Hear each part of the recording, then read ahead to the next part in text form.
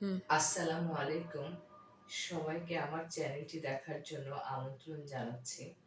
আজকে আমি আপনাদেরকে পাস্ট ইনডিফিনিট টেন্সের নেগেটিভ ফর্মটা নিয়ে আলোচনা করব।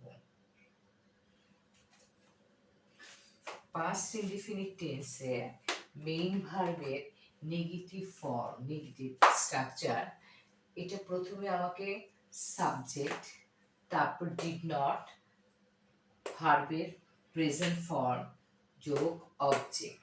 ভার্বের প্রেজেন্ট ফর্ম মানে বেস ফর্ম, যেটা থেকে এটার উৎপত্তি।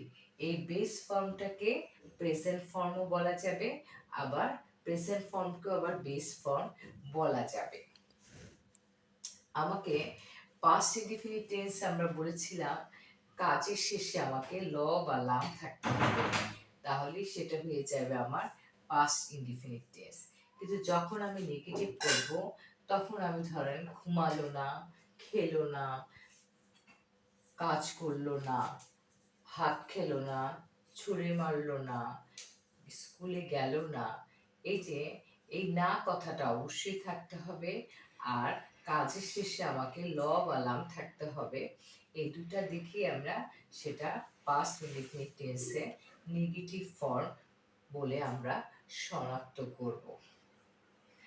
এখন আমরা যাচ্ছি, রিনা দিনে ঘুমাইলো না। এই যে লটা আসলো, তার মানে আমার এটা পাস্ট ইনডিফিনিট টেন্স। আর এই নার জন্য আসছে পাস্ট ইনডিফিনিট টেন্সের নেগেটিভ ফর্ম। আর এটা মেইন ভার্ব।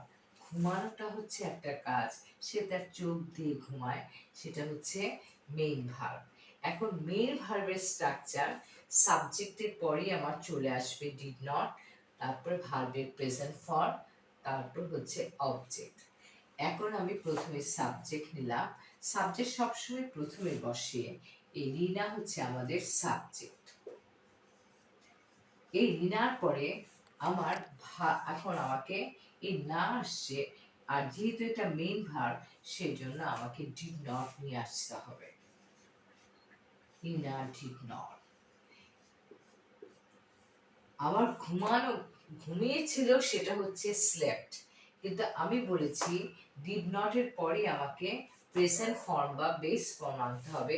এই স্লেপ্ট এর প্রেজেন্ট ফর্ম হচ্ছে বা বেস ফর্ম হচ্ছে স্লিপ। হ্যাঁ, স্লিপ। আর আমার বাকি রইল দিনে। দিন ইংলিশটা হচ্ছে ডে, কিন্তু দিনে যখন বলবো এই একারটার জন্য নিয়ে চলে আসবো বাই ডে। বাই ডে। আর আমরা যখন বলি রাতে, এই রাত হচ্ছে নাইট, আর এই রাতে একারের জন্য আমরা নিয়ে চলে আসবো অ্যাট নাইট, বাই ডে। তারা আমার জন্য অপেক্ষা করিল না। তারা, এই তারার জন্য আমরা নিয়ে চলে আসবো দে।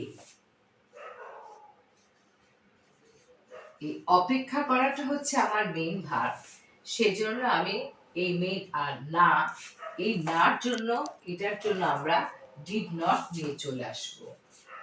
দে ডিড নট। ডিড নট এর পরেই আমার চলে আসবে ভার্ব।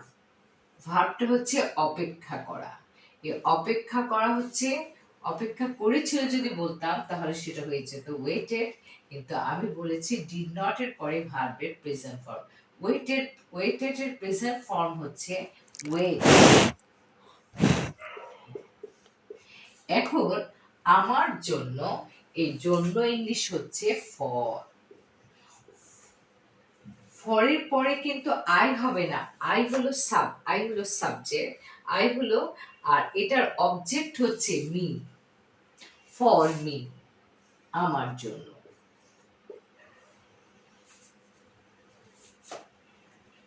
এবার সে কাজটি করিল না। সে, হি, করিল না জন্য আমি ডিড নট নিয়ে চলে আসলাম। এখন এই করাটা হচ্ছে ডু, আমার ভার্ব নিয়ে আসতে হবে। ডিড নট, তারপর আমাকে ভার্ব আনতে হবে করা। করা, করিল, যদি বলতাম সে কাজটি করিল, তাহলে হি ডিড দ্য ওয়ার্ক। কিন্তু এটাকে যেহেতু আমি ডুর পাস্ট টেন্স হচ্ছে ডিড, ডু হচ্ছে করা, ডিড হচ্ছে করেছিল। আর করিল না, ডিড নট এর পরে এখন আমি ভার্বে এই ডিডের প্রেজেন্ট ফর্মটা নিয়ে চলে আসবো। He did not do. তারপর আবার কাজটি এই টির জন্য নিয়ে চলে আসবো দা ওয়ার্ক।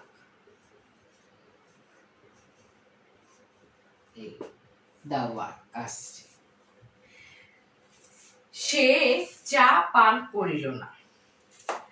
আমরা যখন দুধ খাই তখন সেটা কিন্তু আমরা, বা পানি খাই তখন, পানিটা যখন আমরা খাই তখন আমরা গড় গড় গড় করে করে খেয়ে ফেলতে পারি, কিন্তু চা যখন খাই তখন কিন্তু এরকম গড় গড় করে খেতে পারি না, তখন আমরা সেটার ক্ষেত্রে টেক ব্যবহার করে থাকি।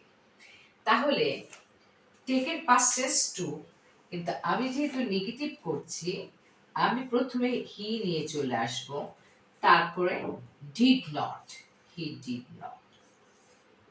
এখন টুকের পাস্ট টেন্স হচ্ছে টেক, টুকের প্রেজেন্ট ফর্ম হচ্ছে টেক।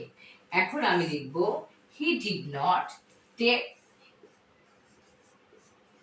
টি। চা হচ্ছে টি, আর এই টেক মানে হচ্ছে নেওয়া হয়, আবার খাওয়াও হয়, আবার পান করা হয়। চা পান করার ক্ষেত্রে আমরা টেক বলে থাকি। আবার টেক আবার নেওয়া, খাওয়াও হয়। He did not take tea. আমরা দরজায় দাঁড়িয়েছিলাম না, আমরা ইংলিশটা হচ্ছে উই। আর যেহেতু মেইন ভার্বের নেগেটিভ ফর্ম, সেজন্য আমি নিয়ে চলে আসলাম did not, we did not. দাঁড়ানো হচ্ছে, দাঁড়িয়ে ছিল হচ্ছে স্টুড, কিন্তু দাঁড়ানো প্রেজেন্ট ফর্ম হচ্ছে stand, we did not stand. এখন দরজায়, দরজা, আমরা দরজায় একটা জায়গায়, দরজায়, সেজন্য আমরা প্রিপজিশন নিয়ে আসবো অ্যাট, দরজায় অ্যাট। আর এই দরজাটাকে যেহেতু আমরা নির্দিষ্ট করেছি সেজন্য অ্যাট দ্য ডোর, দা নিয়ে চলে আসছি। যেহেতু আমি দরজাটাকে নির্দিষ্ট করেছি সেই জন্য আমি এখানে লিখেছি at the door. We did not stand at the door. তাহলে আমরা বুঝলাম যে আমরা মেইন ভার্বে যখন আমরা অ্যাফার্মেটিভ করব তখন আমরা সেখানে ডিড নট আনবো না, তখন আমরা ভার্বের পাস্ট ফর্ম আনবো। আর যখন আমরা নেগেটিভ করব তখন আমরা ডিড নট নিয়ে আসবো, আর তখন ভার্বের প্রেজেন্ট ফর্ম নিয়ে আসবো, তারপরে অবজেক্ট নিয়ে আসবো। আজকে আমি পাস্ট ইনডিফিনিট টেন্সের মেইন ভার্বের নেগেটিভ নিয়ে আলোচনা করেছি। নেক্সট ক্লাসে আমি আপনাদেরকে পাস্ট ইনডিফিনিট টেন্সের ইন্টারোগেটিভ ফর্মটা নিয়ে আলোচনা করব। আজকে এই পর্যন্ত।